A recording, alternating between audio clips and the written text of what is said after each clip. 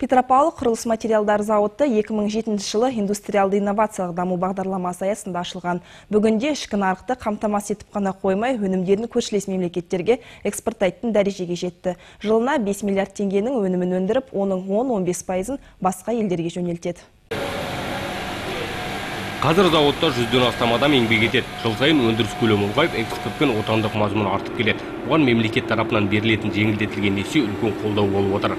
Қазіргі таңда полиэтилен құбырларына деген сұраныс өте жоғары. Өйткені темірмен салыстырғанда төзімділігі жоғары. Әрі суда да, татпаспайда, тұтынушыларға таза күйінде жетеді. Сондықтан барлық коммуналдық шаруашылықтар осы технологияға көшіп жатыр. Солардың ішінде былтырдан бастап Астана қаласындағы Экспо қалашығының коммуникациялық жүйесіне арнап құбырлар жөнелтіп жатырмыз.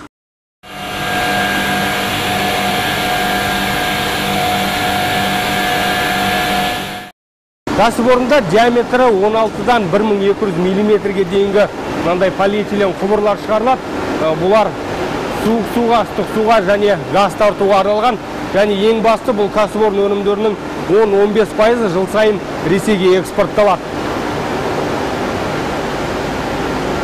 Константин Берділердің зауытта еңбек етіп жүргеніне биыл 5 жыл. Кәсіпорындағы жаңа технологияға қызығып, полиэтилен құбырлар шығарудың шеберіне айналған. Қоспаның құрамы қандай болу керектігін технологтан кем білмейді. На данный момент это 400. Дәл қазір диаметрі 400-дік құбыр шығып жатыр. Қондырғы толықтай автоматтандырылған. Барлығын монитордан бақылап тұрамыз. Қажетті бағдарламаны енгізгесін қондырғы өзі істейді.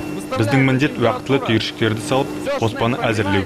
Зауытта полиэтилен құбырлардан басқа жапсырма панельдер мен металл шатырлар әзірленеді. Жылына 5 миллиард теңгеге дейін өнім өндіріледі. Мемлекеттік бағдарламаның шарапатын көріп, жыл сайын қуатты еселеп артып келеді. Алдағы уақытта тротуарларға арналған тас төсеніштер өндірісін қолға алмақ. Саңдық Сәбитұлы, Төлеген Бейсенбаев, ақпарат.